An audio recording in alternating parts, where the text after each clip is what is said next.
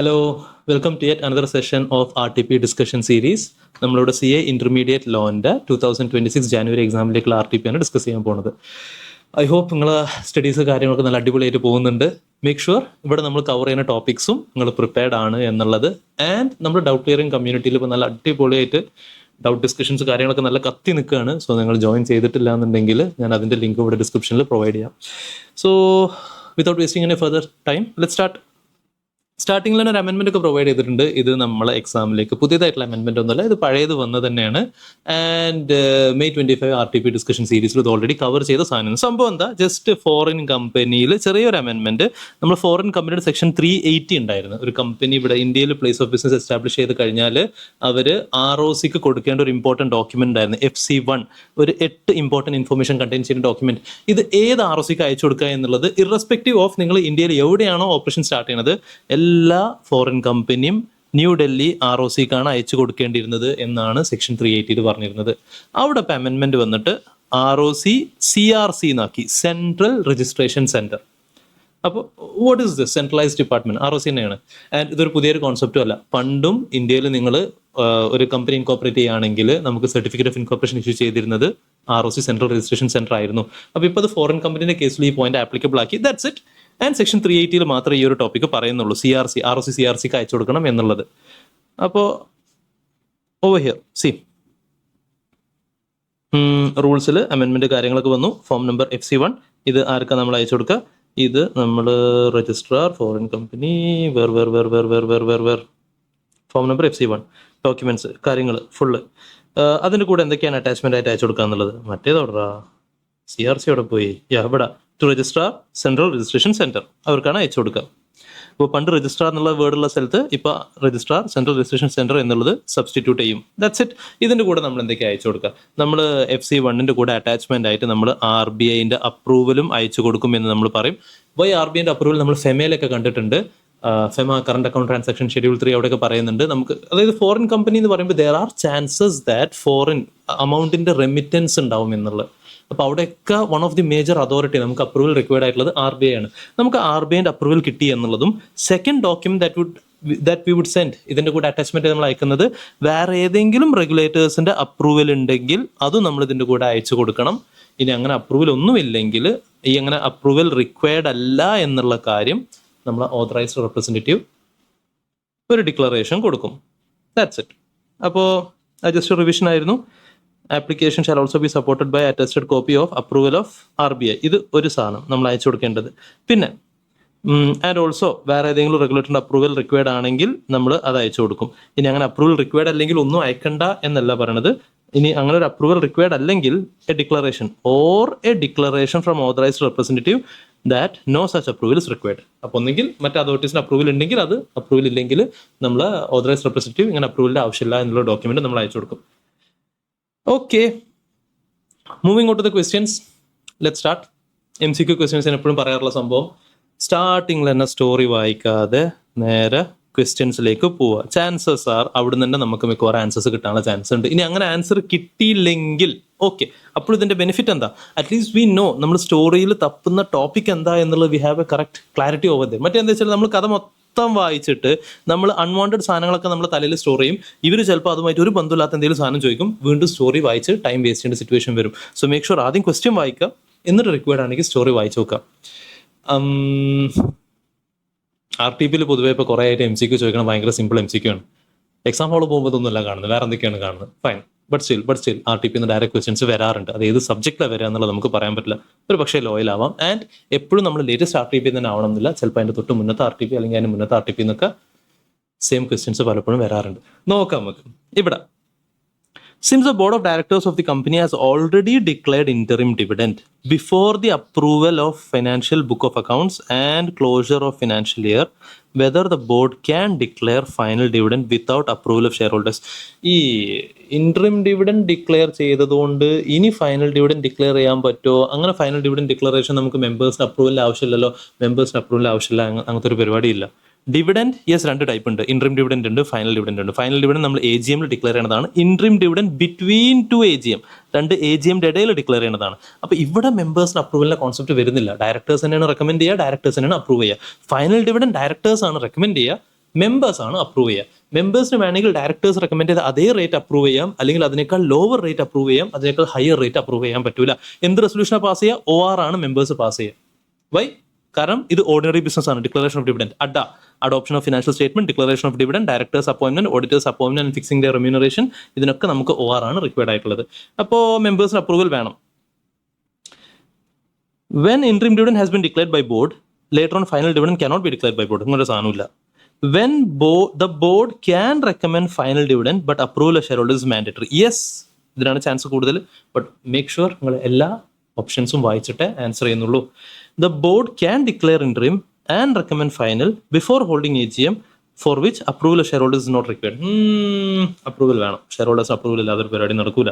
Once the books of accounts have been approved by board, the final dividend may be declared, but final decision will be shareholders where they can increase the dividend. ഈ സാധനം പറ്റൂല. Okay, so 1ന്റെ answer B. Once the rate of dividend has been recommended by the board, directors, it cannot be increased. Some shareholders walked out on this ground. Which procedure is correct among the... അത് ശരി, അവർക്ക് മെമ്പേഴ്സിന് കൂട്ടണം. അപ്പോൾ അത് സമ്മതിക്കാത്തതിന് കുറച്ച് ആൾക്കാർ മീറ്റിങ്ങിന് ഇറങ്ങിപ്പോയി. Disregarding the boycott of some of the shareholders, if the quorum is present during the course of general meeting and majority of them have approved it, the rate of dividend recommended by the board shall be treated as approved. This is an amazing option to. അതായത് quorum present ആവൽ, yes, very important criteria ആണ് section 103 പ്രകാരം. Majority approve ചെയ്യുക, yes, ordinary resolution ആണ് നമുക്ക് required ആയിട്ടുള്ളത്. ഇത് ordinary business ആണ്. Ordinary business, special business ഉള്ള സെക്ഷൻ 102 പറയുന്നുണ്ട്.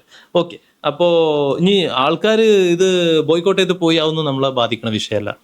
quorum ഉണ്ടല്ലോ, മെജോറിറ്റി സമ്മതിച്ചല്ലോ, ഇതാണ് option. Shareholders who attended the meeting but did not confirm the quorum may also approve the rate of... who attended the meeting but did not confirm quorum ഇല്ലെങ്കിൽ ഇല്ല പറ്റില്ല. quorum എന്തായാലും നിർബന്ധമാണ്. Final dividend is declared by board. It need not be approved by shareholders. Final dividend members approve ചെയ്യണം. Recommendation of board relating to the rate of dividend stands withdrawn. ഇല്ല, അങ്ങനെയില്ല. quorum ഉണ്ട്, എല്ലാ കണ്ടീഷനും സാറ്റിസ്ഫൈ ചെയ്തു. അപ്പോൾ ഇതിപ്പോൾ ഏതൊക്കെ? അപ്പോൾ നമ്മൾ 1ന്റെ B പറഞ്ഞു, 2ന്റെ A പറഞ്ഞു. 1ന്റെ B, 2ന്റെ A. 1ന്റെ B, 2ന്റെ A. ഓക്കെ, 1ന്റെ B, 2ന്റെ A. Moving ahead. 3. When should the unpaid dividend not claimed by shareholders be transferred to a separate bank account as per the above? Normally നമ്മൾ dividend declare ചെയ്ത് കഴിഞ്ഞാൽ 30 ഡേയ്സിൻ്റെ ഉള്ളിലാണ് നമ്മൾ separate schedule bank അക്കൗണ്ടിലേക്ക് transfer ചെയ്യുക. Okay, section 123 കാര്യം പറയുന്നുണ്ട്. പിന്നെ ഇതിന്റെ പേയ്മെന്റ് 127 പറയുന്നുണ്ട്. 30 ഡേയ്സിൽ പേയ്മെന്റ് കൊടുക്കണം. അല്ല, ഇത് 5 ഡേയ്സിൽ SSBക്ക് ട്രാൻസ്ഫർ ചെയ്യണം. അത് 123 പറയുന്നുണ്ട്. 5 ഡേയ്സിനുള്ളിൽ സെപ്പറേറ്റ് ഷെഡ്യൂൾ ബാങ്ക് അക്കൗണ്ടിലേക്ക് ട്രാൻസ്ഫർ ചെയ്യുക. 30 ഡേയ്സിൻ്റെ ഉള്ളിൽ ഇതിന്റെ പേയ്മെന്റ് റെസ്പെക്റ്റീവ് ഷെയർ ഹോൾഡേഴ്സിന് പോകണം. എന്നിട്ട് പറയുന്നത് 30 ഡേയ്സിന് പേയ്മെന്റ് നടന്നില്ലെങ്കിൽ സെക്ഷൻ 124 പറയുന്നുണ്ട് അൺപെയ്ഡ് ഡിവിഡൻഡ് അക്കൗണ്ട് 7 ഡേയ്സിൻ്റെ ഉള്ളിൽ അൺപെയ്ഡ് ഡിവിഡൻഡ് അക്കൗണ്ടിലേക്ക് ട്രാൻസ്ഫർ ചെയ്യണം. അവിടെ ഡിലേ വന്നാൽ നമുക്ക് 12% ഇൻട്രസ്റ്റ് വരും. 30 ഡേയ്സിൽ പേയ്മെന്റ് ചെയ്തില്ലെങ്കിൽ കോൺട്രാവെൻഷന് 18% ഇൻട്രസ്റ്റ് ആണ്. അത് 127 പറയുന്നുണ്ട്. ഇവിടെ 124 പ്രകാരം അൺപെയ്ഡ്ക്ക് മാറ്റാൻ ഡിലേ വന്നാൽ 12% ഇൻട്രസ്റ്റ് വരും. സോ മാറ്റേണ്ട പീരീഡ് 7 ഡേയ്സ് ആണ്. ഇതിപ്പോൾ 5th July ക്വസ്റ്റ്യനിലെ ഡേറ്റ് ഒന്നും നമ്മൾ വായിച്ചു നോക്കിയില്ല, ബട്ട് ചില്ലാറ്റ വായിച്ചു നോക്കാം. 5th July from date of board meeting അല്ല, ബോർഡ് മീറ്റിംഗിന് അങ്ങനെ ഒരു പരിപാടിയില്ല. 31st August 24 the date of meeting of share holders അല്ല. 30th September 24 the date after 30 days from അല്ല, അത് മീറ്റിംഗ് കഴിഞ്ഞ 30 days പേയ്മെന്റ് നടത്തുന്ന ടൈം പീരീഡ് ആണ്. Latest by 7th of October which is 7 days from the expiry of 30 days. 30 കഴിഞ്ഞിട്ട് 7. Okay, so this is the answer. 3ന്റെ D. Then amount of unpaid was transferred to separate account on 10th Jan, which is beyond the prescribed period, while the latest date to deposit it in separate bank account was 7th Jan. What will be the interest liability? It is 10th to 7th ഇവിടുന്ന് വന്നത് നമുക്കറിയില്ല. Okay, it doesn't affect us. നമ്മൾ question വായിച്ചിട്ടില്ല. നമുക്കിപ്പോൾ ഇവർ ചോദിക്കുന്നത് വെച്ചാൽ interest liability എത്ര വരിക? 12%. ആൻസർ സി, അൺപെയ്ഡ്ക്ക് മാറ്റിയില്ലെങ്കിൽ 12%. 5. When a company shall transfer unpaid or unclaimed dividend to IEPF from unpaid 7 വർഷം കഴിഞ്ഞിട്ട്, after the expiry of unpaid dividends for financial year 17-18, 16-17, 18, ഇതിപ്പോൾ ഏതാണ് 7 year കഴിഞ്ഞിട്ടുള്ളത് നമ്മൾ നോക്കേണ്ടി വരും. അപ്പോൾ അതിന് നമുക്ക് ക്വസ്റ്റ്യൻ നോക്കേണ്ടി വരും. ഇപ്പോൾ ഈ കറസ്പോണ്ടിങ് പീരീഡ് ഇപ്പോൾ ഏതാണ് നടന്നുകൊണ്ടിരിക്കണത് എന്നുള്ളത്. ഒരു മിനിറ്റ്, അതിൻ്റെ തൊട്ട് മുന്നത്തെ ക്വസ്റ്റ്യനിൽ മീറ്റിംഗിൻ്റെ ഡേറ്റ് പറഞ്ഞിരുന്നല്ലോ അവർ.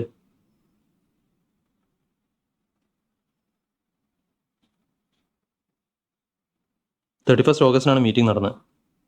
30 September 30 ഡേയ്സിൻ്റെ cut off date. Yes, okay. അപ്പോൾ this is happening for the financial year 24-25. 24-25 financial ഇയറിൻ്റെ ആണ്. അല്ല, അത് ഈ ഫിനാൻഷ്യൽ ഇയർ. മീറ്റിംഗ് നടക്കുന്നത് 23-24 ഫിനാൻഷ്യൽ ഇയറിൻ്റെ ആണ്. അതാണ് നമ്മൾ ഓഗസ്റ്റിൽ കണ്ടക്ട് ചെയ്യുന്നത്. 23-24 ഫിനാൻഷ്യൽ ഇയറിൻ്റെ 23-24 ഫിനാൻഷ്യൽ ഇയറിൻ്റെ മീറ്റിംഗ് ആണ് നമ്മൾ 30th ഓഗസ്റ്റ്. മാറിപ്പോയാ അഗെയിൻ? യാ, ഓക്കെ, 24 ആണ്, 25 അല്ല, 31st August.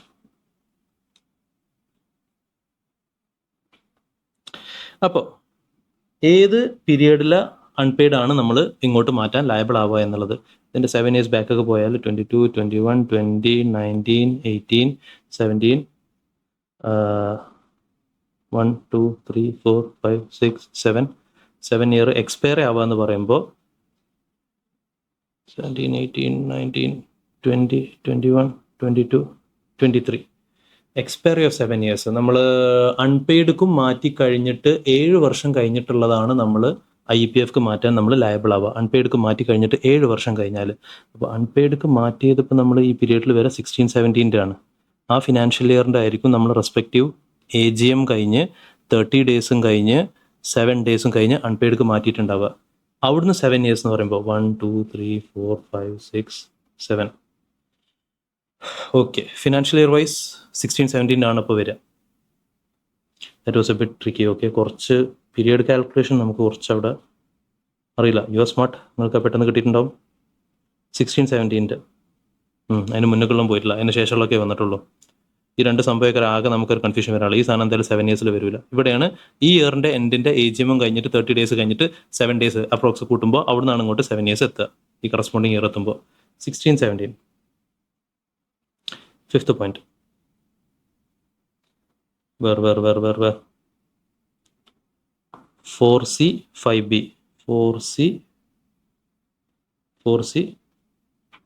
5B.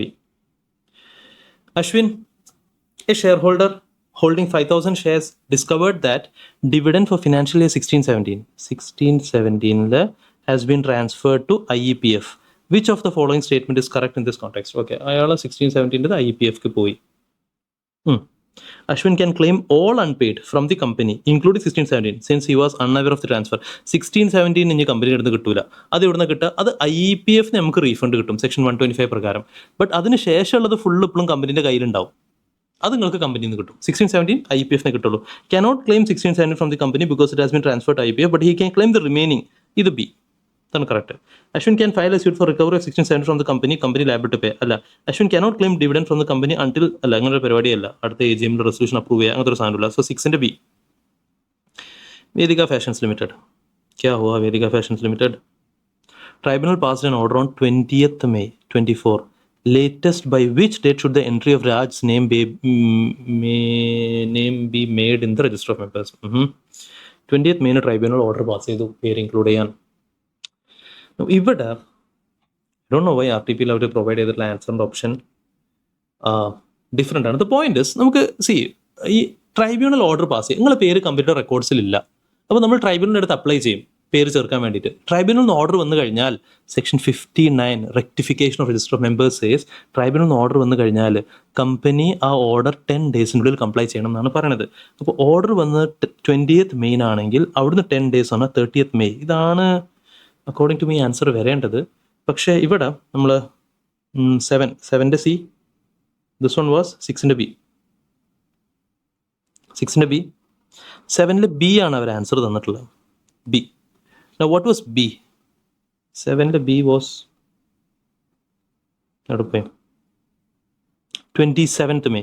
27th May എന്താ സാധനം? 20th May 27th May എന്ന് പറഞ്ഞാൽ 7 days വരുന്നത്. 7 days എന്നുള്ള കോൺസെപ്റ്റ് നോർമലി എവിടെ വരുന്നത്? സെക്ഷൻ 88 രജിസ്റ്റർ ഓഫ് മെമ്പേഴ്സ് ഉണ്ട്. അവിടെ പറയുന്നുണ്ട്, നിങ്ങൾ ഷെയർ അലോട്ട്മെന്റ് നടന്നാൽ, ഫോർഫീച്ചർ നടന്നാൽ, ബൈബാക്ക് ചെയ്താൽ, കൺസോൾട്ടേറ്റ് ചെയ്താൽ, എന്ത് ഇവന്റ് നടന്നാലും ഇവന്റ് നടന്ന ഡേറ്റിൽ നിന്ന് 7 daysനുള്ളിൽ രജിസ്റ്റർ ഓഫ് മെമ്പേഴ്സിൽ എൻട്രി പാസ് ചെയ്യണം എന്ന് 88 പറയുന്നുണ്ട്. ഇത് റെക്ടിഫിക്കേഷൻ ഓഫ് റോം രജിസ്റ്റർ ഓഫ് മെമ്പേഴ്സ് റെക്ടിഫിക്കേഷൻ 59 പറഞ്ഞ ടോപ്പിക്കാണ്. ഞാൻ ജസ്റ്റ് നമ്മൾ ടെക്സ്റ്റിൻ്റെ രണ്ടിൻ്റെയും കറസ്പോണ്ടിങ് സ്ക്രീൻഷോട്ട് ഇവിടെ ഇട്ടിട്ടുണ്ട്. ഇത് ചാപ്റ്റർ നമ്പർ 4.45. 4 എന്ന് പറഞ്ഞാൽ നമ്മുടെ ഷെയർ ക്യാപിറ്റൽ ഡിബഞ്ചറിലുള്ള ചാപ്റ്റർ. അതിൽ സെക്ഷൻ 59 റെക്ടിഫിക്കേഷനെ പറ്റി പറയുന്നത്. ഇത് ചാപ്റ്റർ 7 എന്ന് പറയുമ്പോൾ മാനേജ്മെന്റ് ചാപ്റ്റർ. അതിൽ 88 രജിസ്റ്റർ ഓഫ് മെമ്പേഴ്സിനെ പറ്റി പറയുന്നത്. അപ്പോൾ ഇവിടെ റെക്ടിഫിക്കേഷൻ്റെ അവിടെ order of tribunal, direct the company to transmission shall be registered. അങ്ങനെ ഇത് രജിസ്റ്റർ ചെയ്യാൻ പറഞ്ഞു കഴിഞ്ഞാൽ within 10 days from the receipt of order നമ്മൾ എൻട്രി പാസ് ചെയ്യണം. ഓക്കെ, ഇനി ഇവിടെ time period for making entry in the register. Entries have to be made in the register within 7 days of the date of approval by the board or committee thereof approving the allotment, transfer, debentures or any other securities as the case may be. Upon forfeiture, buyback, reduction, subdivision, consolidation, cancellation, issue security, transmission, shares issued under any scheme of arrangement, mergers, reconstruction, ഈ കാര്യങ്ങൾ full duplicate കാര്യങ്ങൾ ഇത് full നമ്മൾ 7 days after the approval of board or committee എന്നുള്ളത് ഇവിടെ 7 days concept വരുന്നുണ്ട്. I don't know Y ഇതിങ്ങനെ വന്നു എന്നുള്ളത്. If you know why it happened like that, just leave a comment or leave me a message. Or ഇനിയിപ്പോൾ ഞാൻ നിങ്ങൾ എക്സാമിന് മുന്നേ ഇതിൽ എന്തെങ്കിലും അപ്ഡേറ്റ്സ് കിട്ടുകയാണെങ്കിൽ I would definitely let you know. Let's see. Suppose the chairman of the company went abroad for 2 days after AGM and remained unavailable for the next 31 days. During this period, AGM report was signed by 2 directors, one of whom was additional director. AGM report. Don't get confused. Annual റിപ്പോർട്ടിനെ പറ്റിയല്ല പറയുന്നത്, AGMന്റെ report. അതേതാ സാധനം? Section 121 പറയുന്നുണ്ട് every listed company report on AGM നടന്നു എന്നുള്ള കൺഫർമേഷനും MGT 15 ROCക്ക് അയച്ചു കൊടുക്കണം. നിങ്ങളെ മീറ്റിംഗ് കഴിഞ്ഞാൽ വിത്തിൻ 30 days. ഓക്കെ, നൗ ഇത് ആരാ സൈൻ ചെയ്യാം? 2 directors, one of whom, ഈ അഡീഷണൽ ഡയറക്ടർ എന്നുള്ള പരിപാടി നോർമലി സൈനിങ് അവിടെ പറയാറില്ല. 2 directors എന്ന് പറയുമ്പോൾ അവിടെ normally one of whom shall be managing director എന്നുള്ളതാണ് വരിക. Yes, signing is in order. അല്ല, no, signing is not in order. Only chairman is authorise. Normally chairman ആണ് ഓതറൈസ് ചെയ്യാനുള്ള പവർ ഉള്ളത്, സൈൻ ഉള്ളത്. ഇനി ആൾ അവൈലബിൾ അല്ലാത്ത സിറ്റുവേഷൻ വരുമ്പോൾ 2 directors, one of whom shall be MD. Yes, signing is in order as in the absence of chairman at least 2 directors has to sign. No, signing is not in order since in the absence of the chairman report shall be signed by 2 directors, one of whom shall be MD if there is one, and the CS of the company. D ആണ് correct answer. According to the provisions Companies Act, AGM report രജിസ്ട്രാറിന് കൊടുക്കേണ്ട ഏത് date ആണ്? ഇതിപ്പോൾ question മാറിട്ടോ. നമ്മൾ നേരത്തെ AGM വേറെ question ആയിരുന്നു, ഇതിപ്പോൾ പുതിയതാണ്. അപ്പോൾ ഇതിൽ AGM നടന്നത് AGM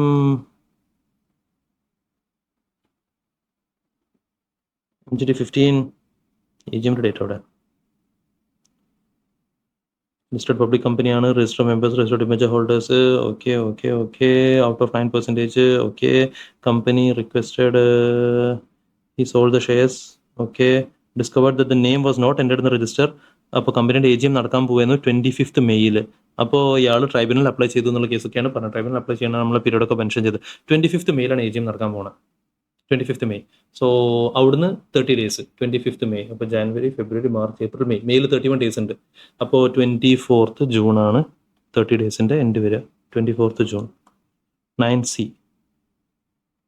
8D 9C 8D 9C. Okay. Last question. MCQ. Which of the statement is not true? In case of shares, rate of underwriting commission shall not exceed 5% of the issue price. ഇത് കറക്റ്റാണ്. ഇതേതാ? Section 40. Section 40 അത് ലിസ്റ്റിങ്ങിനെ പറ്റി പറഞ്ഞു. പിന്നെ rule 13 of companies prospectus and allotment of securities rules 2014. അപ്പോൾ അവിടെ അണ്ടർറൈറ്റേഴ്സിന് കമ്മീഷനെ പറ്റി പറയുന്നുണ്ട്. ഷെയർസിന്റെ കേസിൽ 5% ആണ്. കറക്റ്റാണ്. Shall not be more than the rate specified by ഇതും കറക്റ്റാണ്. അതായത് ഒന്നെങ്കിൽ 5% അല്ലെങ്കിൽ articles plan rate whichever is less എന്നാണ് പറഞ്ഞത്. ഡിബഞ്ചേഴ്സിന്റെ കേസിൽ 5% അല്ല. ഡിബഞ്ചേഴ്സിന്റെ കേസിൽ 2.5% ആണ്. Commission paid out of profits. Yes, അതും പറ്റും. പ്രൊസീഡ്സിന് പറ്റും, പ്രോഫിറ്റിന് പറ്റും, ക്യാഷ് ആയിട്ട് പറ്റും, കൈൻഡ് ആയിട്ട് പറ്റും. ഇൻസ്റ്റിറ്റ്യൂട്ടിന്റെ മെറ്റീരിയൽ തന്നെ ഒരു യുണീക് ബിൽഡേഴ്സിന്റെ ക്വസ്റ്റ്യൻ ഉണ്ടായിരുന്നു, പിന്നെ വേറെ എക്സാമ്പിളൊക്കെ ഉണ്ടായിരുന്നു. So yep, this should be. ഇത് തെറ്റാണ്. Which of the following is untrue എന്നല്ല പറഞ്ഞത്. അപ്പോൾ 10C. Okay, we are done with MCQ. Moving on. Descriptive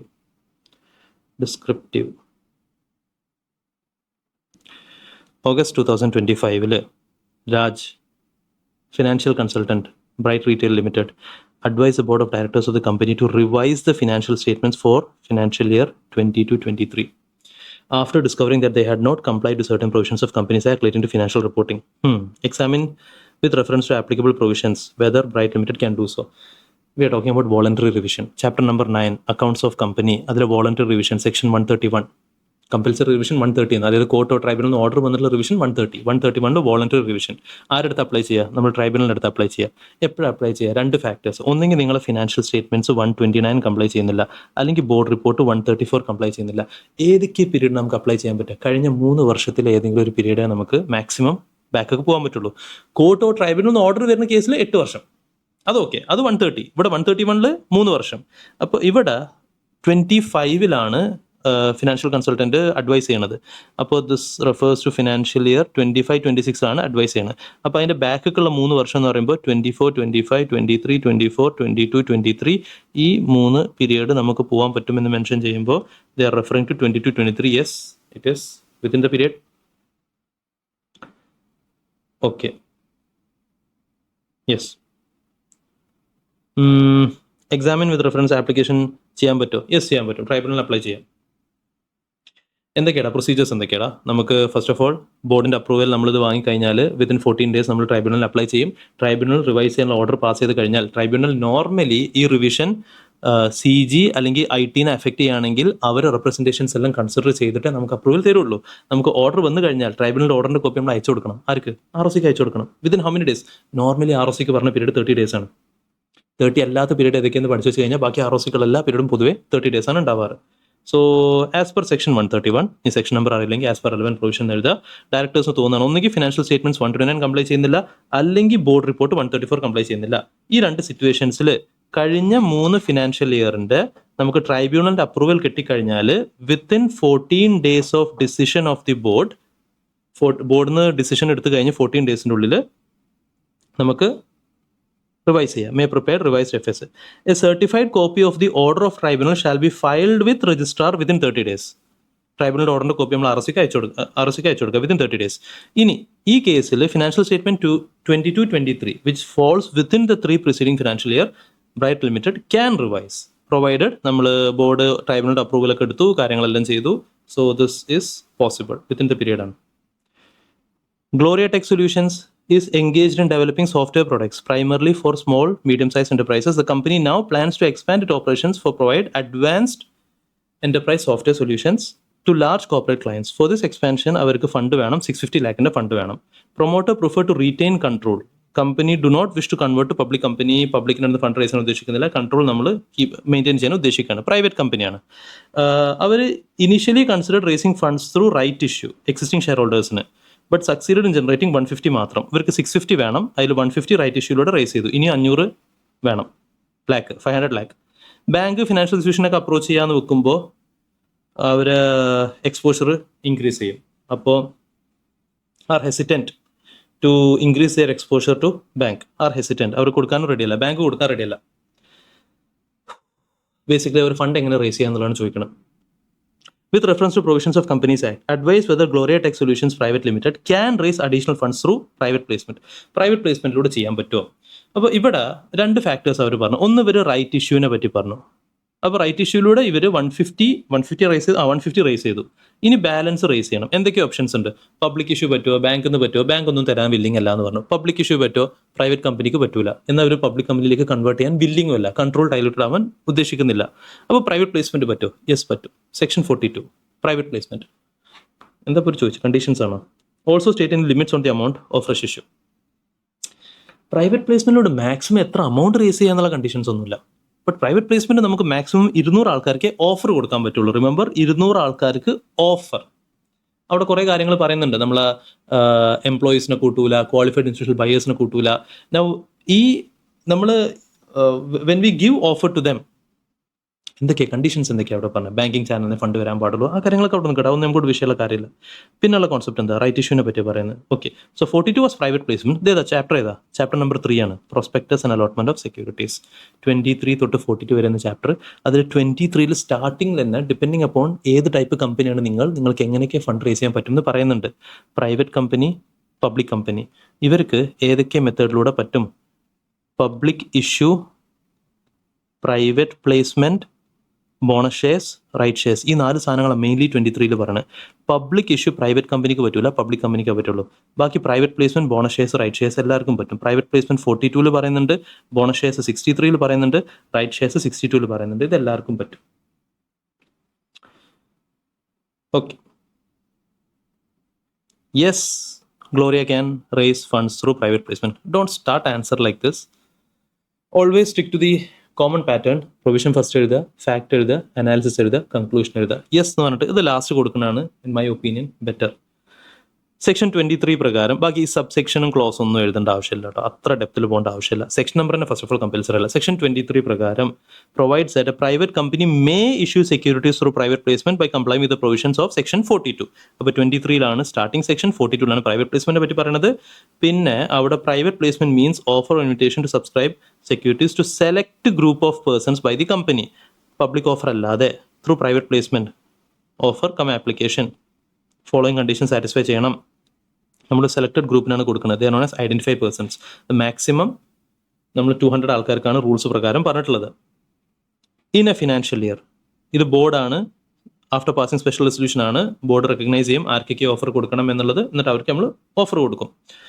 no fresh offer or അവിടെ എന്തൊക്കെ RTPയിൽ ക്ലറിക്കൽ മിസ്റ്റേക്ക് വന്നിട്ടുണ്ട്. Or invitation under this section shall be made unless allotment.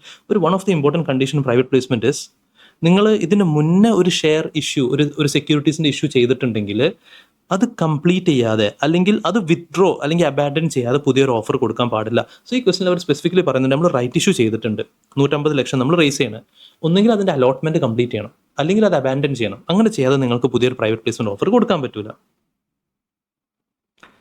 Earlier has been completed or withdrawn or abandoned by the company. Gloria Tech Solutions Private Limited can raise funds through private placement issue after allotment with respect to issue of 150 lakh rupees. അത് complete ചെയ്യുക, maximum 200 ആൾക്കാർക്കേ കൊടുക്കാൻ പറ്റുള്ളൂ, പിന്നെ റൂൾസിൽ പറഞ്ഞ പ്രൊസീജിയറൊക്കെ comply ചെയ്യുക. സോ അവർക്ക് ഫണ്ട് റേസ് ചെയ്യുക പ്രൈവറ്റ് പ്ലേസ്മെന്റിലൂടെ. Silver Line Appliances Limited is engaged in the business of manufacturing high quality kitchen appliances. Significant market presence ഉണ്ട്. The company appointed statutory auditors 23-24. Engagement letter of the auditor included a clause stating remuneration will be mutually decided. Directors have approached you to seek advice. Remuneration പറ്റി പറഞ്ഞത് statutory auditor ആണ്. That is audit chapter is chapter number 10 section 139 തൊട്ട് 148 വരെയാണ് അവിടെ പഠിക്കാനുള്ളത്. അതിൽ remuneration 142 പറയുന്നത്. 139 അപ്പോയിൻമെന്റ്, 140 നമ്മളെ റിമൂവൽ റെസിഗ്നേഷൻ, പിന്നെ 141 ക്വാളിഫിക്കേഷൻ ഡിസ്ക്വാളിഫിക്കേഷൻ, 142 റെമ്യൂണറേഷൻ. അപ്പോൾ റെമ്യൂണറേഷൻ ആരാ ഫിക്സ് ചെയ്യുക? നോർമലി നമ്മൾ 2 രീതിയിൽ ക്ലാസിഫൈ ചെയ്യാം. ഫസ്റ്റ് ഓഡിറ്റർ, പിന്നെ വേറെ ഏത് ഓഡിറ്ററും. ഫസ്റ്റ് ഓഡിറ്റർ അഗെയിൻ വീണ്ടും ക്ലാസിഫൈ ചെയ്യാണ്, ബോർഡ് അപ്പോയിന്റ് ചെയ്ത ഫസ്റ്റ് ഓഡിറ്റർ ആണോ അല്ലെങ്കിൽ വേറെ ആരെങ്കിലും അപ്പോയിന്റ് ചെയ്തത്. ഈ ബോർഡ് അപ്പോയിന്റ് ചെയ്ത ഫസ്റ്റ് ഓഡിറ്ററിന്റെ ബോർഡാണ് ഫിക്സ് ചെയ്യുക. ബാക്കി ഏത് കേസിലും ജനറൽ മീറ്റിംഗ് ആണ് ഫിക്സ് ചെയ്യുക. ഒന്നെങ്കിൽ ജനറൽ മീറ്റിംഗ് ഫിക്സ് ചെയ്യും, അല്ലെങ്കിൽ ജനറൽ മീറ്റിംഗ് ഡിസൈഡ് ചെയ്ത മാനറിൽ ഫിക്സിംഗ് നടക്കും. അപ്പോൾ ഇവിടെ statutory auditor for financial year 23-24 അവർ ഓൾറെഡി ഉള്ള കമ്പനിയാണ്, എക്സ്പാൻഷൻ കാര്യങ്ങളൊക്കെ ചെയ്യാൻ പോവാണ്. അപ്പോൾ സിഗ്നിഫിക്കൻറ്റ് മാർക്കറ്റ് പ്രാക്ടീസ് അല്ല, എക്സ്പാൻഷൻ മുന്നത്തെ ക്വസ്റ്റൻ ആയിരുന്നു. എൻഗേജ്ഡ് അപ്പോൾ 23-24 ഫിനാൻഷ്യൽ ഇയർ എൻഗേജ്മെന്റ് ലെറ്ററിൽ അവർ പറഞ്ഞ് മ്യൂച്വലി ഡിസൈഡ് ചെയ്യും എന്നുള്ള, ആരാണ് ഫിക്സ് ചെയ്യുക എന്നുള്ളത്. This is not first auditor. First ഓഡിറ്ററിൻ്റെ ആണ് ഡയറക്ടേഴ്സ് നോർമലി ഫിക്സ് ചെയ്യുക. അതല്ലാത്ത ഏത് കേസിലും ജനറൽ മീറ്റിംഗ് ആണ് ഫിക്സ് ചെയ്യുക.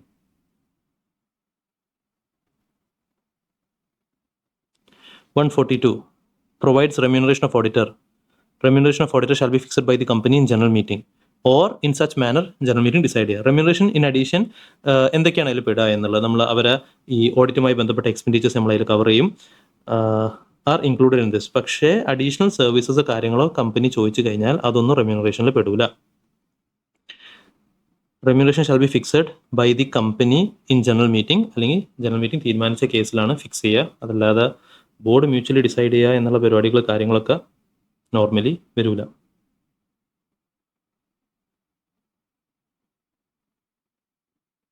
ഫൈനൽ അതോറിറ്റി ജനറൽ മീറ്റിങ്ങിൻ്റെ കയ്യിലുണ്ടാവുക. അവരാണ് ഫൈനലി ഫിക്സ് ചെയ്യുക. Define the term foreign company. Section 2 clause 42 foreign company വരുന്നത്. Based on the definition determine whether the following foreign company ആണോ അല്ലേ എന്നുള്ളത്. ആരാ foreign company? Incorporated outside India, has a place of business in India. ഇവിടെ ഇന്ത്യയിൽ business activity കാര്യങ്ങൾ conduct ചെയ്യുന്നുണ്ട്. ഏതൊക്കെ മോഡിൽ? നിങ്ങൾക്ക് ഫിസിക്കലി ആവാം, ഏജൻസി ത്രൂ ആവാം, ബ്രാഞ്ച് ഓഫീസ് ത്രൂ ആവാം, അല്ലെങ്കിൽ നിങ്ങൾ ഇലക്ട്രോണിക് മോഡിൽ. ഇതൊക്കെയാണ് ഫോറിൻ കമ്പനി. അപ്പോൾ ജർമ്മനിയിൽ ഇൻകോർപ്പറേറ്റ് ചെയ്തു, രജിസ്റ്റേർഡ് പ്ലേസ് ജർമ്മനിയിലാണ്. Developed software for a clinic in Delhi, servers located in Germany. നിങ്ങൾ ഡൽഹിയിലുള്ള ഒരു ക്ലിനിക്കിന് വേണ്ടി സോഫ്റ്റ്വെയർ ഡെവലപ്പ് ചെയ്ത് കൊടുത്തു എന്ന് പറയുമ്പോൾ ഒബ്വിയസ്ലി നിങ്ങൾക്ക് ഇവിടെ ഇന്ത്യയിൽ ഓപ്പറേഷൻസ് ഉണ്ട്. ഒരു ഇന്ത്യൻ ക്ലയൻറ്റിന് നിങ്ങൾക്ക് സോഫ്റ്റ്വെയർ വേണം പറഞ്ഞ് നിങ്ങൾ കോൺടാക്ട് ചെയ്തു, നിങ്ങൾ അവർക്ക് സോഫ്റ്റ്വെയർ ഡെവലപ്പ് ചെയ്ത് കൊടുത്തു. ഇറ്റ് ഡസൻറ്റ് മാറ്റർ വെദർ നിങ്ങളെ സെർവേഴ്സ് ജർമ്മനിയിലാണോ ഇന്ത്യയിലാണോ ഒന്നും നമ്മൾ you not bother about that. Electronic മോഡിൽ നിങ്ങളിവിടെ ഇന്ത്യയിൽ ബിസിനസ് നടക്കുന്നുണ്ട്. ഇവിടുത്തെ ക്ലയൻസിന് നിങ്ങൾ സർവീസ് ആവശ്യമുണ്ട് പറഞ്ഞ് അപ്രോച്ച് ചെയ്യാൻ പറ്റുന്നുണ്ട്, നിങ്ങൾക്ക് അവർക്ക് സർവീസ് കൊടുക്കാനും പറ്റുന്നുണ്ട്. Yes, this is A foreign company. കാനഡയിൽ ഇൻകോർപ്പറേറ്റ് ചെയ്തു, രജിസ്റ്റേർഡ് പ്ലേസ് കാനഡയാണ്. ബ്രാഞ്ച് ഇല്ല, പ്ലേസ് ഓഫ് ബിസിനസ് ഇല്ല, but has agents operating in India. Now this is A very കുറച്ചൊരു കൺഫ്യൂസിങ് ടൈപ്പ്. ഒരുപാട് സ്റ്റുഡൻസും ഡൗട്ട് ചോദിച്ച മെസ്സേജ് അയച്ചിട്ടുള്ളതായിരുന്നു. നോർമലി ഏജൻസി എന്നുള്ളത് പ്ലേസ് ഓഫ് ബിസിനസ്സിൽ പെടും. ഇന്ത്യയിൽ ഏജൻസി ഉണ്ടെന്ന് പറഞ്ഞത് ഫോറിൻ കമ്പനിയാണ്.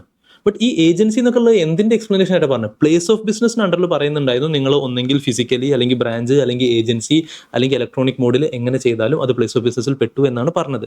ബട്ട് ഇവിടെ അവർ സ്പെസിഫിക് ആയിട്ട് പറയുന്നുണ്ട് ഇവർക്ക് പ്ലേസ് ഓഫ് ബിസിനസ് ഇല്ല, ബ്രാഞ്ച് ഇല്ല, ഇന്ത്യയിൽ ഏജൻസ് ഉണ്ട് എന്ന് പറയുമ്പോൾ we should go by the presumption that the foreign company അല്ല.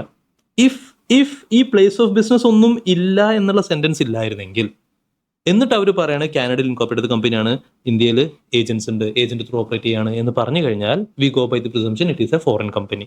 ബട്ട് ഇവർ സ്പെസിഫിക് ആയിട്ട് പറയുന്നത് പ്ലേസ് ഓഫ് ബിസിനസ് ഇല്ല. പ്ലേസ് ഓഫ് ബിസിനസ് എക്സ്പ്ലനേഷൻ അണ്ടറിൽ വന്നതായിരുന്നു ഏജൻസി എന്നുള്ളത്. ഏജൻസി എന്നുള്ള മോഡിലൂടെ ഇന്ത്യയിൽ ഓപ്പറേറ്റ് ചെയ്താലും പ്ലേസ് ഓഫ് ബിസിനസ്സിൽ പെട്ടു എന്നുള്ളത്. But when they specifically say place of business ഇല്ല, പിന്നെ ഏജൻസിലൂടെ ഓപ്പറേറ്റ് ചെയ്യേണ്ടതെന്ന് പറയുമ്പോഴും അത് ഫോറിൻ കമ്പനിയുടെ ഡെഫിനിഷൻ്റെ ക്രൈറ്റീരിയ, റിക്വയർഡ് ആയിട്ടുള്ള one of the important criteria, place of business വേണം എന്നുള്ള കണ്ടീഷൻ സാറ്റിസ്ഫൈഡ് ആയില്ല. It is not foreign company. ഇന്ത്യയിൽ ഇൻകോർപ്പറേറ്റ് പുറത്ത് ഇൻകോർപ്പറേറ്റ് ചെയ്ത് ഇന്ത്യയിൽ പ്ലേസ് ഓഫ് ബിസിനസ് എന്നുള്ള കണ്ടീഷൻ സാറ്റിസ്ഫൈഡ് ആയിട്ടില്ല. ഇൻകോർപ്പറേറ്റ് ചെയ്ത് Australia, registered place Australia. Board meetings are conducted in India. ഇല്ല, ബോർഡ് മീറ്റിംഗ് എവിടെ നടന്നു എന്നുള്ളത് ഡസൻ മാറ്റർ.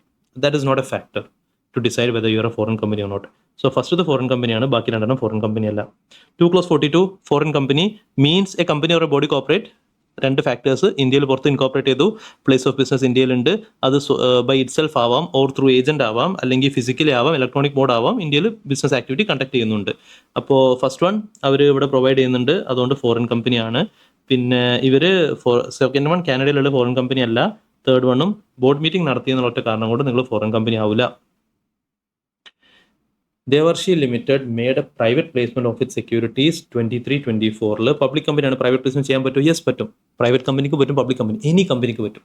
പ്രൈവറ്റ് കമ്പനിക്ക് പബ്ലിക് ഇഷ്യൂ ചെയ്യാൻ പറ്റില്ല, പബ്ലിക് കമ്പനിക്ക് പ്രൈവറ്റ് പ്ലേസ്മെന്റ് ചെയ്യാൻ പറ്റും.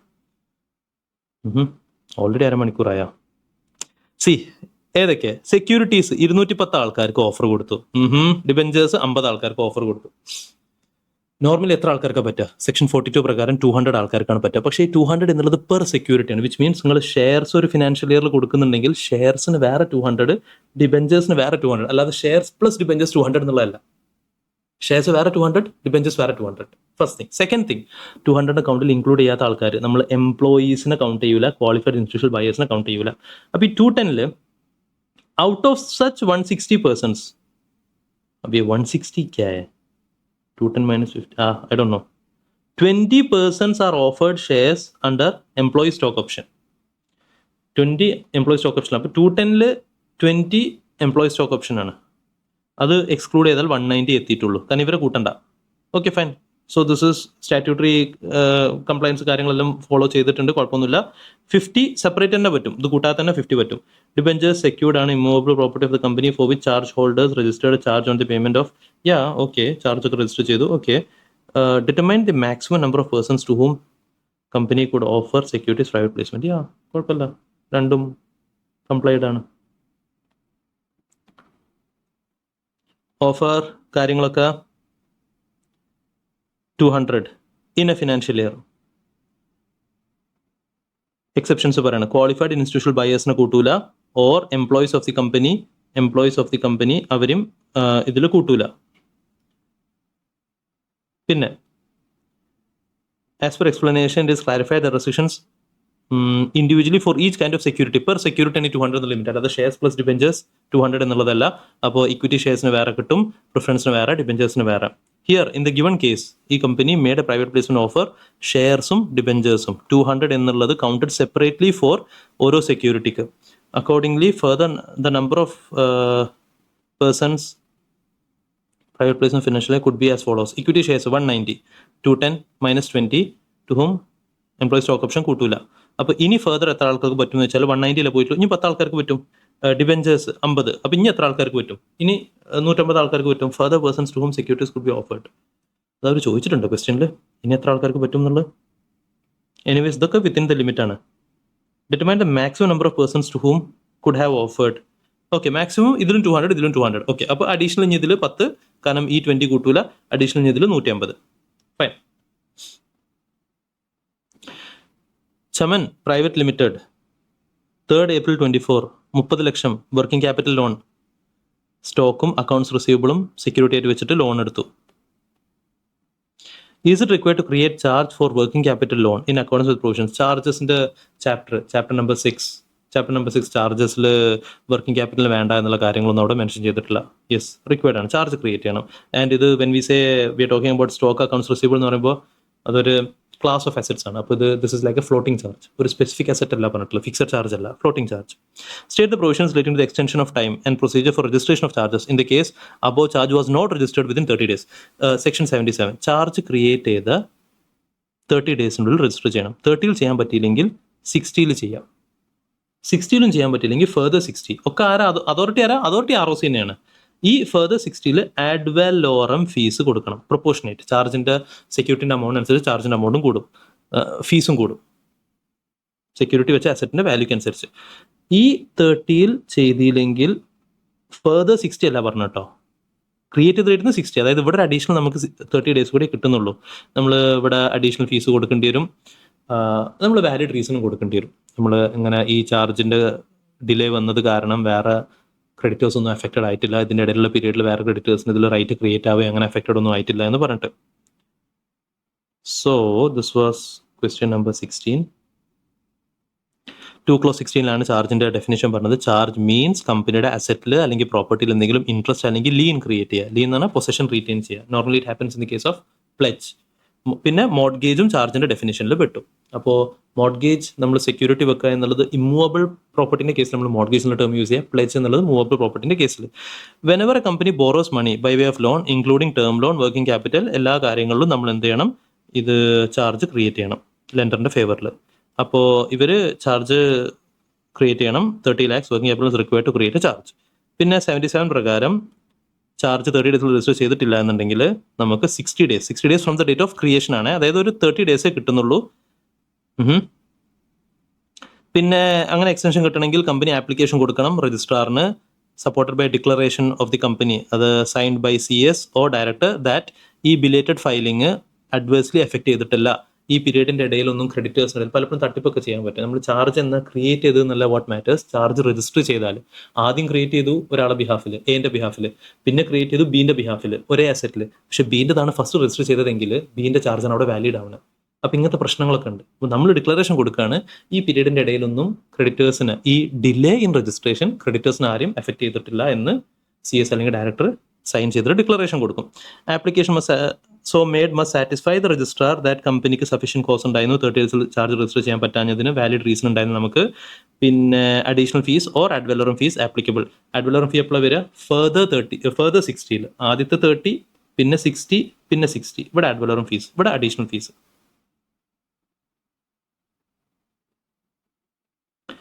17 രാമൻ സീതാ മോഹൻ LLPയിലെ partners, consultancy service, profits and loss equally share.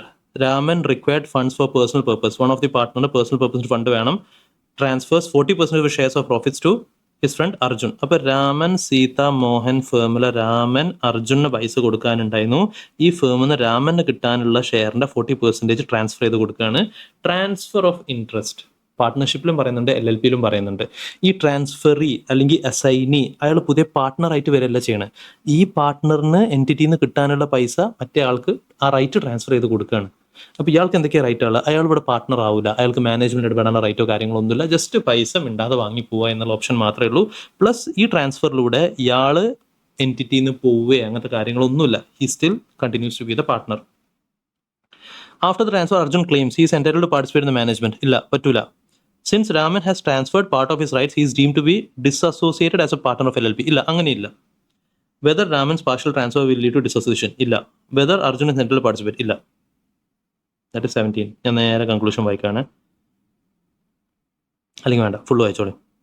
Rights of partner to share profits losses in LLP and distributions കാര്യങ്ങളൊക്കെ ആർ ട്രാൻസ്ഫറബിൾ, ഒന്നെങ്കിൽ wholly or partly.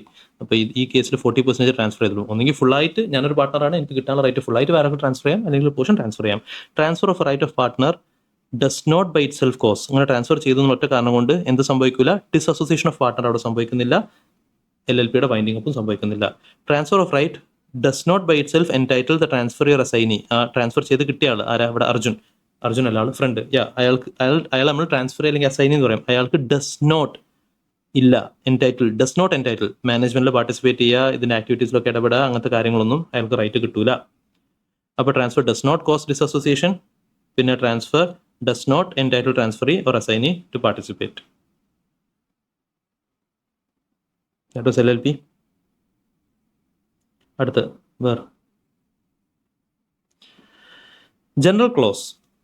ABC foundation not for profit company registered 2003 under section 25 companies act. Not for profit നമ്മൾ corresponding ഇപ്പോഴത്തെ section ഏതാ? Section 8 ആണ്, 2013 act. അത് പഴയ ആക്ടിൽ section 25 ആയിരുന്നു. As per section 218 income tax act, A company is considered to be one of which the public are substantially interested if it is registered under section 25 of the Companies Act 1956. Income tax act പഴയ ആക്ടിലേക്ക് reference കൊടുക്കുകയാണ്. അതേതാ? അത് general clause act section 8. എന്താ പറഞ്ഞത്? ഒരു ആക്ടിൽ ഒരു റിപ്പീൽഡ് ആക്ടിലേക്ക് reference. What is repealed act? ഇപ്പോൾ കമ്പനീസ് ആക്ട് 1956 പോയിട്ട് കമ്പനീസ് ആക്ട് 2013 വരുന്നതോടുകൂടി ഇത് റിപ്പീൽഡ് ആക്ട് ആണ്, ഇത് റിപ്പീലിംഗ് ആക്ട് ആണ്. ഇതാണ് പുതിയത്. ഇത് വന്നതോടുകൂടി പഴയത് റിപ്പീൽഡായി, അങ്ങനെ സാധനം എക്സിസ്റ്റേ ചെയ്യുന്നില്ല എന്ന് നമ്മൾ ട്രീറ്റ് ചെയ്യുക. അപ്പോൾ ഏതെങ്കിലും ഒരു ആക്ടിൽ, ഇൻകം ടാക്സ് ആക്ടിൽ റിപ്പീൽഡ് ആക്ടിലേക്ക് റെഫറൻസ് ഉണ്ടെങ്കിൽ അത് നമ്മൾ എന്തായിട്ട് ട്രീറ്റ് ചെയ്യുക? Section 8 of general clause act says construction of references to repealed enactments. അത് നമ്മൾ റിപ്പീലിംഗ് എനാക്ട്മെന്റിലേക്കുള്ള റെഫറൻസ് ആയിട്ട് ട്രീറ്റ് ചെയ്യണം. സെയിം തിങ് നമ്മൾ ഇൻസ്റ്റിറ്റ്യൂട്ട് മെറ്റീരിയൽ ഒരു 115 GB ബുക്ക് പ്രോഫിറ്റിന്റെ കമ്പ്യൂട്ടേഷൻ ഇൻകം ടാക്സ് ആക്ടിൽ കമ്പനീസ് ആക്ട് പഴയ ആക്ടിലേക്ക് റെഫറൻസ് കൊടുക്കണം, അത് പുതിയ ആക്ടിലേക്കുള്ള റെഫറൻസ് ആയിട്ട് ട്രീറ്റ് ചെയ്യണം. Section 8 General Clause Act. How would the reference to 25 be treated? Be construed. Construed എന്ന് പറഞ്ഞാൽ interpreted അല്ലെങ്കിൽ treated. അപ്പോൾ അത് റിപ്പീലിംഗിലേക്കുള്ള റെഫറൻസ് ആയിട്ട് ട്രീറ്റ് ചെയ്യണം. According to Section 8, where this Act repeals and re-enacts with or without modification any provision of former enactment, പഴയ provision എന്തെങ്കിലും repeal ചെയ്തു, റീഎനാക്ട് ചെയ്തു, then references in any other enactment. ഇത് നമ്മൾ income tax act to the provision so repealed. Companies act 1956 reference കൊടുത്തു. Shall unless a different intention appears. ആ നിയമത്തിൽ തന്നെ വേറെ ഒന്നും പറഞ്ഞിട്ടില്ലെങ്കിൽ ഈ ഇൻകം ടാക്സ് ആക്ടിൽ കമ്പനീസ് ആക്ട് 1956 റെഫറൻസ് എന്തായിട്ട് ട്രീറ്റ് ചെയ്യണം? പുതിയ ആക്ടിലേക്കുള്ള റെഫറൻസ് ആയിട്ട് ട്രീറ്റ് ചെയ്യണം. അപ്പോൾ in this case what will happen? In this case section 25 companies act 1956 എന്നുള്ള നമ്മൾ എന്തായിട്ട് ട്രീറ്റ് ചെയ്യുക? Shall be deem to mean companies registered under section 8 of companies act 2013. അതിലേക്കുള്ള റെഫറൻസ് ആയിട്ട് ട്രീറ്റ് ചെയ്യണം. Associate words to be understood in common sense manner. Explain the statement with reference to rules of interpretation. Associate words, connect ചെയ്തിട്ടുള്ള words common sense മാനറിൽ മനസ്സിലാക്കണം. Associate words എവിടേക്കാണ് നമ്മളെ ഇന്റർപ്രിട്ടേഷനിൽ വരുന്നുണ്ട്? ഒന്ന്, we have a concept known as നോസേറ്ററ sauces. നോസേറ്ററ sauces എന്താ പറഞ്ഞത്? നിങ്ങൾക്ക് ഒരു ജനറൽ വേർഡും സ്പെസിഫിക് വേർഡും ഒന്നിച്ച് ക്ലബ് ചെയ്ത് തരികയാണെങ്കിൽ ആ ജനറൽ വേർഡിന്റെ മീനിങ് ആ സ്പെസിഫിക് വേർഡിൽ നിന്ന് ഡിറൈവ് ചെയ്യണം. ഇപ്പോൾ പ്ലാന്റ് ആൻഡ് മെഷീനറി, പിന്നെ പറയണ പ്ലാന്റ് ആൻഡ് ട്രീസ്. അപ്പോൾ ഈ പ്ലാന്റ് ആൻഡ് മെഷീനറി എന്നുള്ള പ്ലാന്റിന്റെ മീനിങ് നമ്മൾ മെഷീനറിന്ന് ഡിറൈവ് ചെയ്യണം. ആ മോർ ജനറൽ ആയിട്ടുള്ള വേർഡിന് മീനിങ് ലെസ് ജനറൽ ആയിട്ട് വേർഡിന് ഡിറൈവ് ചെയ്യണം. പിന്നെ ഈ പ്ലാന്റ് എന്നുള്ള നമുക്ക് എങ്ങനെ വേണമെങ്കിലും ഇന്റർപ്രേറ്റ് ചെയ്യാൻ പറ്റും. അത് ഈ ലെസ് ജനറൽ ആയിട്ട് വേർഡുമായിട്ട് കണക്ട് ചെയ്തിട്ട് വരുമ്പോൾ അതിൽ നിന്ന് വേണം മീനിങ് ഡിറൈവ് ചെയ്യുക. പ്ലാന്റ് ആൻഡ് ട്രീസ് എന്നുള്ളത് ഈ പ്ലാന്റിന്റെ മീനിങ് ട്രീസ് എന്നാണ് നമ്മൾ ഡിറൈവ് ചെയ്യുക. ഓക്കെ, അപ്പോൾ അത് associate words, fine, that is one scenario. പക്ഷേ ഇവിടെ കോമൺ സെൻസ് മാനറിൽ നമ്മൾ ഇന്റർപ്രേറ്റ് ചെയ്യണമെന്ന് പറയുമ്പോൾ there is another scenario where നമ്മൾ ഈ ജനറലും സ്പെസിഫിക്കും ഒന്നിച്ച് വരാ എന്നുള്ള സംഭവം. അത് പറഞ്ഞുതരാം. കുറേ സ്ഥലത്ത് വരുന്നുണ്ട് കേട്ടോ. ഒന്ന് രണ്ട് ലോ തമ്മിൽ ക്ലാഷ് വരുന്ന കേസൊക്കെ ഉണ്ട്. ഹാർമോണിയസ് കൺസ്ട്രക്ഷൻ, അവിടെയൊക്കെ പറഞ്ഞിട്ട് സ്പെസിഫിക്കും ജനറലും ക്ലാഷ് വന്നു കഴിഞ്ഞാൽ സ്പെസിഫിക്കിന് ഇമ്പോർട്ടൻസ് കൊടുക്കണം എന്നുള്ളത്.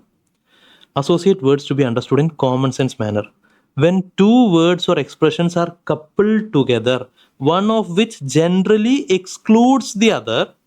Obviously, the more general term is used in a meaning excluding the specific one. അഭിയൊക്കെ നിങ്ങൾക്കൊരു ജനറൽ വേർഡും തന്നു, ഒരു സ്പെസിഫിക് വേർഡും തന്നു. അപ്പം ജനറലിലുള്ളത് അവർ പറയാൻ ഉദ്ദേശിക്കുന്നത് ആ സ്പെസിഫിക്കിനെ എക്സ്ക്ലൂഡ് ചെയ്തിട്ട് വേണം എടുക്കുക. സാറേ മനസ്സിലായില്ല. ഇപ്പോൾ സെയിങ് സംതിങ് വേർ ബൈ, ഇപ്പോൾ ഒരു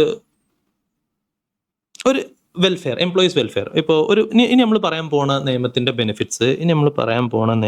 ബെനിഫിറ്റ്സ് എംപ്ലോയീസിനും മാനേജേഴ്സിനും ഉണ്ടാവൂല.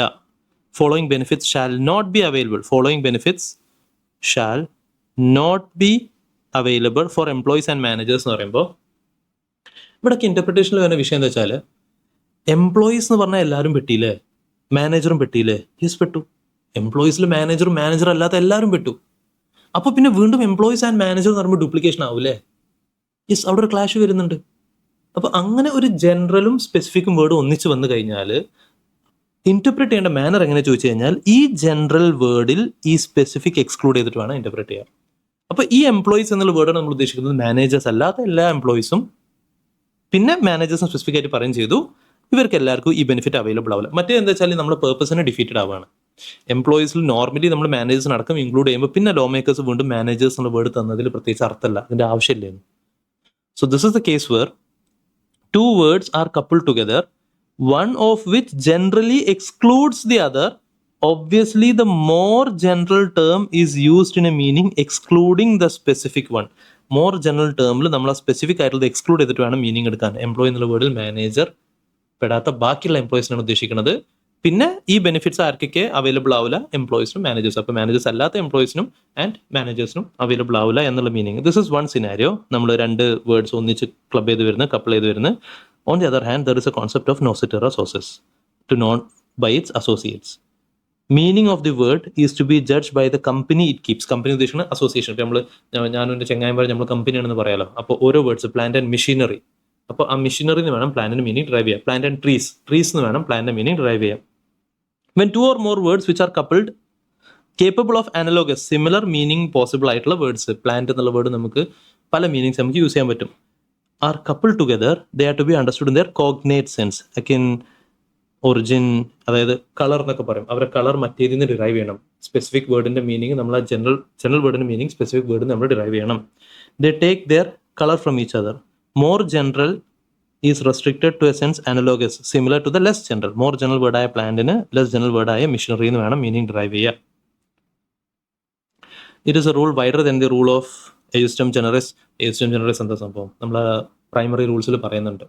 നിങ്ങൾക്ക് ആക്ടിൽ ഒരു ലിസ്റ്റ് ഓഫ് വേർഡ്സ് തന്നിട്ടുണ്ട്. എന്യൂമറേഷൻ എന്ന് പറഞ്ഞാൽ ലിസ്റ്റ്. ഈ ലിസ്റ്റ് ഒരേ ക്ലാസ് ഓർ കാറ്റഗറിക്ക് ബിലോങ് ചെയ്യണതാണ്. ആ ലിസ്റ്റ് എക്സോസ്റ്റീവ് ആയിട്ടില്ല, അതായത് ആ ലിസ്റ്റിലുള്ള സാധനങ്ങൾ ഫുള്ള് നമ്മൾ കംപ്ലീറ്റ് ആയിട്ടില്ല.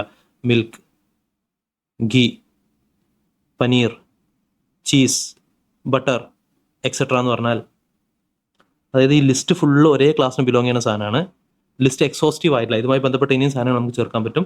ലിസ്റ്റിന്റെ ലാസ്റ്റ് ഒരു ജനറൽ വേർഡ് ഉണ്ട്, എക്സെട്ര എന്നുള്ള വേർഡ് ഉണ്ട്. ഈ ജനറൽ വേർഡ് കൊണ്ട് ലോ മേക്കേഴ്സ് എന്താ ഉദ്ദേശിക്കുന്നത് എന്നുള്ളത് അവർ സ്പെസിഫിക്കലി പറഞ്ഞിട്ടുമില്ല. അവർ പറഞ്ഞിട്ടുണ്ടായിരുന്നെങ്കിൽ നമ്മൾ ആ മീനിങ് എടുക്കുള്ളൂ. അവരൊന്നും പറഞ്ഞിട്ടില്ല. ഇൻ സച്ച് കേസസ് എയുസ്റ്റം ജനറസ് എന്ന് പറയുന്നത് ഓഫ് ദ സെയിം കൈൻഡ്, അതായത് ഈ ജനറൽ വേർഡിന്റെ മീനിങ് അതിന് മുന്നേ തന്ന വേർഡ്സ് എന്ന് വേണം നമ്മൾ മീനിങ് ഡിറൈവ് ചെയ്യാൻ. ഇവിടെയൊക്കെ മൾട്ടിപ്പിൾ വേർഡ്സ് കപ്പിൾ ചെയ്യാന്നുള്ള കോൺസെപ്റ്റാണ് വരുന്നത്. അപ്പോൾ അതുമായി ബന്ധപ്പെട്ട എല്ലാ പ്രൊവിഷൻസും നമ്മളിവിടെ ഡിസ്കസ് ചെയ്യണം. Now, when we say nocitera sourcesum up ഇതന്നല്ലേ plant and machinery ejusdem generis എന്നല്ലേ? എയുസ്റ്റം ജനറസിന് സ്ട്രിക്റ്റ് ക്രൈറ്റീരിയ ഉണ്ട്. ഒരു ലിസ്റ്റ് തന്നു, ലിസ്റ്റ് ഒരേ ക്ലാസ്സിന് ബിലോങ് ചെയ്യണതാണ്, എക്സോസ്റ്റീവ് ആയിട്ടില്ല, എന്നിട്ട് ജനറൽ വേർഡ് ഉണ്ട്. എന്നാൽ നോസിറ്ററ സോഴ്സസിൽ ഇങ്ങനെ ലിസ്റ്റ്, ജനറൽ വേർഡ് അങ്ങനെയൊന്നുമില്ല. ആ എൻറ്റയർ സെൻറ്റൻസിൽ പാരഗ്രാഫിൽ ഒരു വേർഡ് ഏതുമായിട്ടാണോ കണക്ട് ചെയ്തത് അതിൽ നിന്ന് മീനിങ് ഡ്രൈവ് ചെയ്യുക. To know from association. Noscitur a sociis ഒന്നുകൂടി ബ്രോഡർ ആണ്. ഏസ്റ്റം ജനറസ് ജസ്റ്റ് അതിൻ്റെ ഒരു സബോർഡിനേറ്റ് പോയിന്റ് മാത്രമാണ്. റിമെമ്പർ, ഏസ്റ്റം ജനറസ് പ്രൈമറി റൂൾസിൽ പെട്ടതാണ്, നോസിറ്റർ അസോസിയസ് സെക്കൻഡറി റൂൾസിൽ പെട്ടതെന്നു. It must be borne in mind that nociter ausis is merely a rule of construction and it cannot prevail in cases where it is clear wider words have to be deliberately used in order to make scope for the definite word correspondingly wider. എപ്പോഴും നമ്മൾ ഇൻ്റർപ്രേഷൻ ഒക്കെ use ചെയ്യുള്ളൂ. ആക്ടിൽ specific ആയിട്ട് ഒന്നും പറഞ്ഞിട്ടില്ലെങ്കിൽ, എന്തെങ്കിലും പറഞ്ഞു കഴിഞ്ഞാൽ little construction നമ്മളത് അതേ യൂസ് ചെയ്യാൻ പാടുള്ളൂ. പറയാത്ത കേസിൽ മാത്രമേ ഈ റൂൾസൊക്കെ നമ്മൾ യൂസ് ചെയ്യുള്ളൂ. Moving on to the last topic, FEMA. Remittance by person other than individual shall require approval of RBI. Following cases: remittance exceeding 10 million per project for any consultancy infrastructure projects, 1 million for consultancy. ഇതെന്താ നമ്മൾ answer വായിക്കണം, അത് ശരി. Best question ഇവിടെ.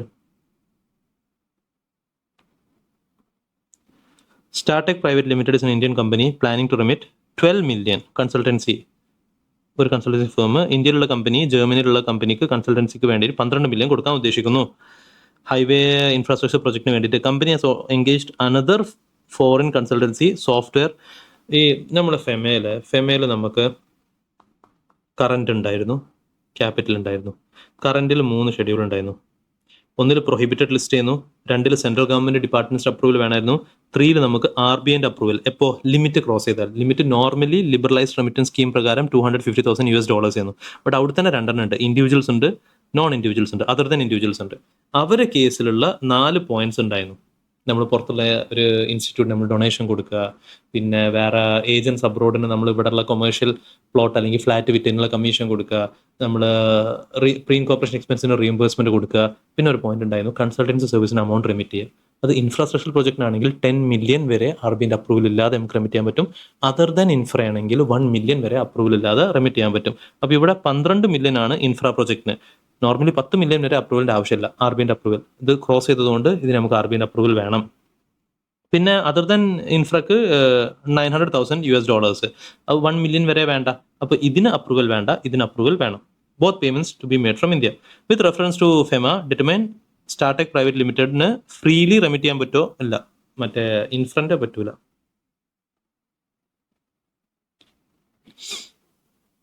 അപ്പോൾ സ്റ്റാർട്ടിങ്ങിൽ provision paragraph full പറഞ്ഞ് RBIന്റെ approval. ഫെമയിലെ schedule 3 അതായത് കറണ്ട് അക്കൗണ്ട് ട്രാൻസാക്ഷൻ ഷെഡ്യൂൾ 3 പ്രകാരം നമുക്ക് $10 മില്യൺ വരെ വിത്തൗട്ട് അപ്രൂവൽ പറ്റും. ഇൻഫ്രാസ്ട്രക്ചർ പ്രൊജക്ടിന് 1 മില്യൺ വരെ അതർ ദാൻ ഇൻഫ്ര ആണെങ്കിൽ നമുക്ക് അപ്രൂവൽ ഇല്ലാതെ പറ്റും.